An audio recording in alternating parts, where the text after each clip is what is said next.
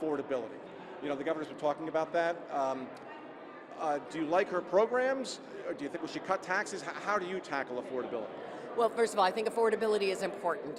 From the time I entered 12 years ago, I've always talked about how do you increase jobs, how do you increase opportunity. So I'm doubling down on that because we know affordability is an issue, and that's why investing in the workforce with education as well as creating jobs, no matter what we're doing.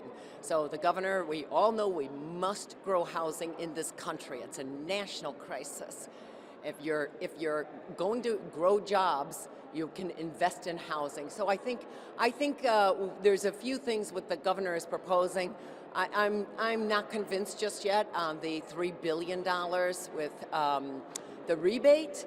I'm wondering if there's other ways. You hit a pothole, you're going to spend $100 on a pothole or more if you need a new tire. So I've got to really wait to see the details on some of it, but I appreciate that the governor is very focused on the issue, and that part I think I do support the focus. It's the details that we're going to need to spend a little bit of time on. As you know, I championed the earned income tax credit for many, many years. It's had bipartisan support for decades because it encourages work, particularly those who are low income. So I'm going to be talking more about that.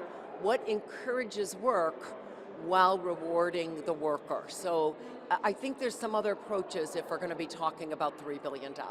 And what about cutting taxes? The cutting taxes, we're already hearing that from the Trump administration. If they're planning to cut taxes by eliminating rebates for electric vehicles, which seems a little counter to what Elon Musk has talked about for decades, I think there's a real mixed message there. And we first need to make sure we have a balanced budget. We see what's going on in a whole host of other states before we start just cutting taxes, even though, as you know, for the last at least 5 or 6 years, we have cut the middle class tax rate. It's each year we have taken a little slice off that. So with regard to income taxes, we have a very competitive rate in this state because we've been cutting it. With regard to other cuts, again, I want to see where the investments are and talk about that before we go further. You know, we've got a lot of bills. People want to make sure we have roads that are safe and accessible. We are defying all the trends in this country. There's been a downward trend on people going to higher education because of the investments we've made. Last year, I'm proud former chair now, but because of the investments we made in TAP and in operating funds for SUNY and CUNY, we're seeing an increase in those enrolling in higher education, whereas the rest of the country is seeing numbers plummet. So before we start cutting, we have to make sure we're making the proper investments in jobs and in our future workforce. And one other policy question, the child tax credit that she's put forth. That seems to have bipartisan support. How do you feel about it? I think that's had a lot of support because, again, the research behind it is that it does make a difference. And we know those who often struggle the most are parents with newborns, parents with young children, particularly since child care. We had so many thousands of closures during COVID, and we've been trying to rebuild access to child care slots. So giving that tax credit, giving a little bit more to the taxpayer makes a lot of sense. The child tax credit is often paired with the EITC, the Earned Income Tax Credit.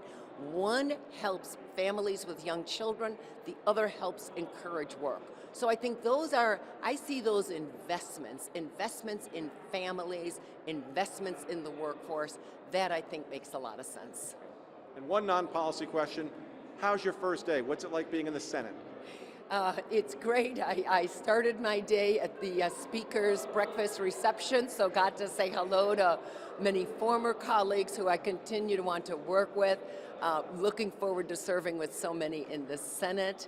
And it's always a little overwhelming, but it's great to be back. I am so anxious to get to work because there is so much to do. The challenges never go away, the work doesn't go away, and I want to continue some of the success on the Children's Science Museum, on transforming 787, on making sure we get those jobs at the port.